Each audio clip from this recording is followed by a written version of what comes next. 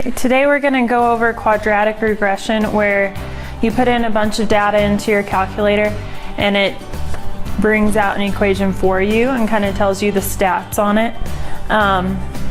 So you should have a copy of the notes, and then you should have some notes on like the calculator steps. So make sure you have both of those. So let's start on the notes. It has some, like the top section is a little bit of calculator notes,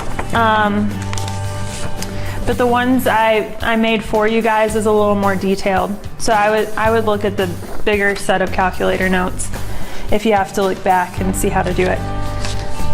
Okay, so number one, an individual's retirement fund.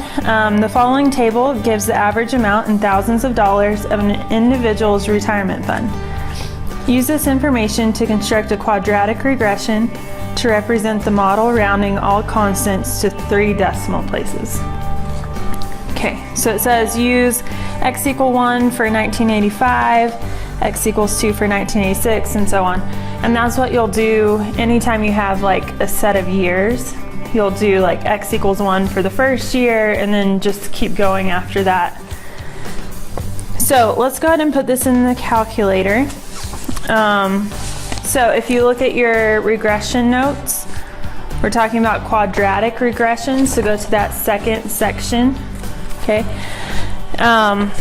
we're going to turn on the scatter plot first. Okay, so let's see, go to your calculator. We're going to press second and then y equals. So second, y equals at the top. Okay, and you'll see the plot one. We want to make sure it's on. See, right now it's off. So let's press enter. And you want to press enter on. Make sure it's highlighted. Okay, so you should only have to do that once unless your calculator gets cleared. You'll have to go back in and do it again.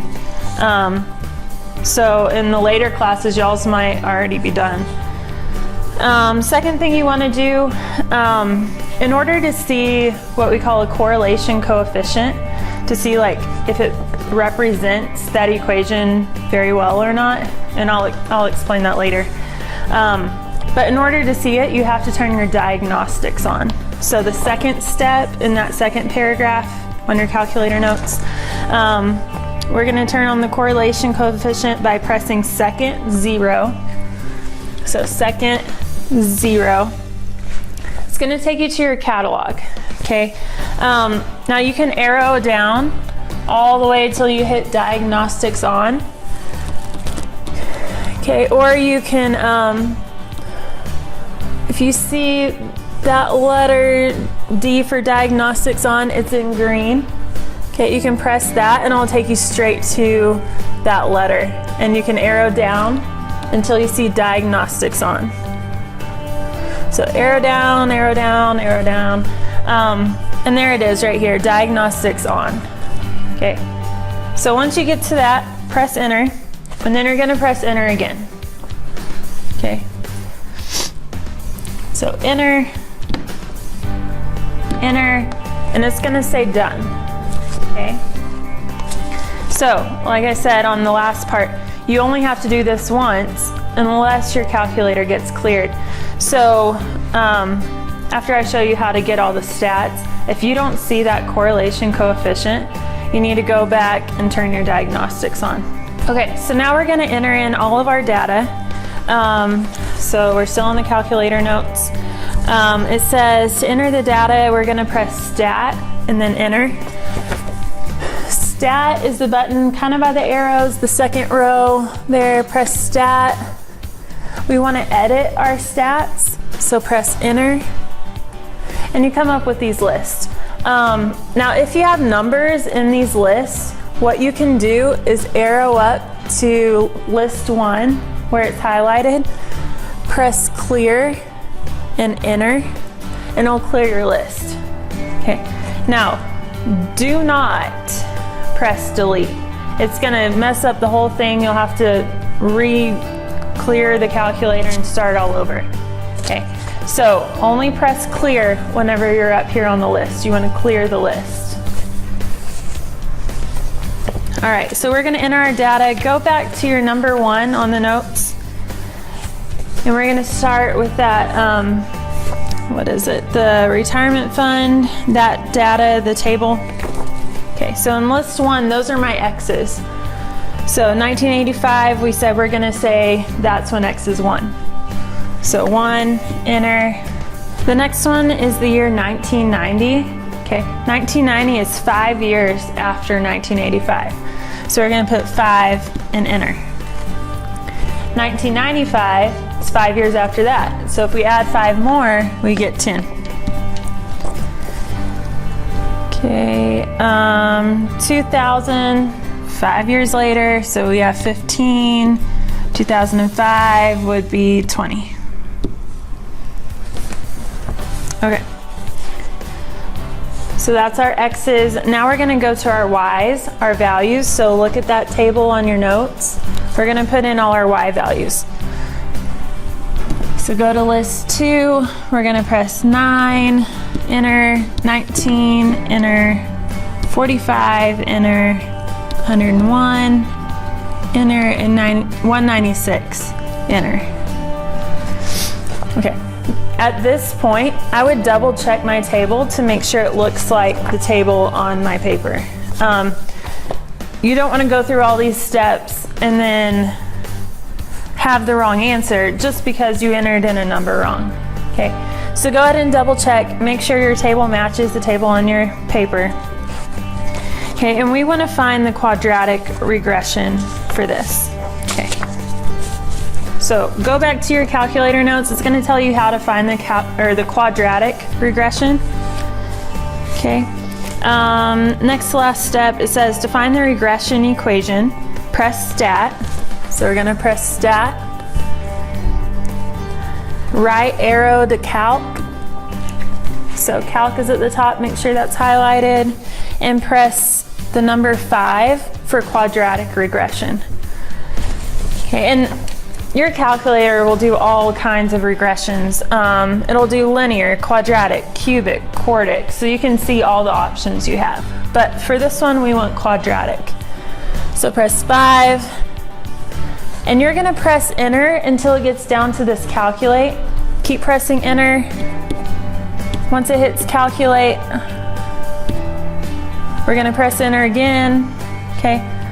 And it's gonna calculate all our stats for us. Okay, so this is a lot of calculator work. So this is telling us what our equation is. It says at the top, y equals ax squared plus bx plus c. Okay, it tells you what our a is, so we can plug that in. It tells you what the b is and the c. Okay, so we can plug those in. So let's see. On part A, I'm going to use what we got from the calculator. Okay, my equation would be y equals, it says to round to 3 decimal places. So let's see, our a would be 0.589 x squared.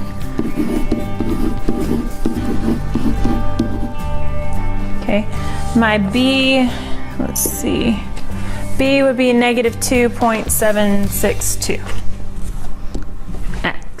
Negative 2.762x. Okay, my C is 13.666.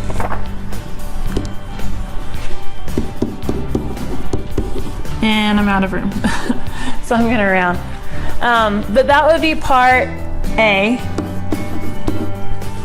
Okay, where I just write the quadratic regression. Part B says to the nearest thousands of dollars, what will the fund be worth in 2010? Okay, so you need to figure out on part B, okay, how many years is 2010 from where we started on our table, 1985? Okay, so how many years have passed? Okay, you can subtract them. So 2010 minus 1985, that would be 25 years. 25 years later. Okay, so what we're gonna do, if you look at your table, okay, your X is the number of years. So we're going to plug in 25 for our x value in the equation from A. Okay, so we have 0.589 and then 25 squared, so times 25 squared, minus 2.762 times 25 plus 13.67. Okay. And you can punch that in your calculator. Okay, so let's go ahead and punch that in. Let me see. So 0.589 times 25 squared minus 2.762 times 25 minus, plus 13.666 or 67 or whatever. Okay, so it gives me a number. That's the value in thousands of dollars. 312.745. Like I said, this is in thousands of dollars, so really your answer would be $312,745.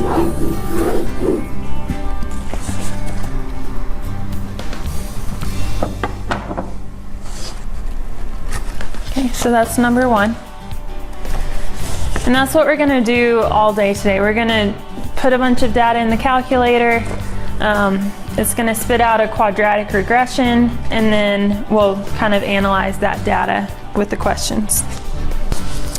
Okay, now we're going to look at example number 2, sales of TV antennas.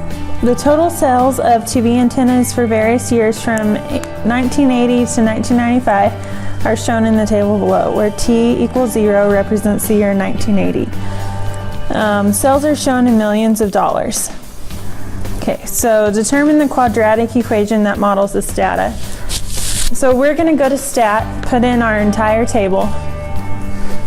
So stat, enter on edit. Now remember, if you want to clear your list, go up to L1 or L2, press clear, and then enter.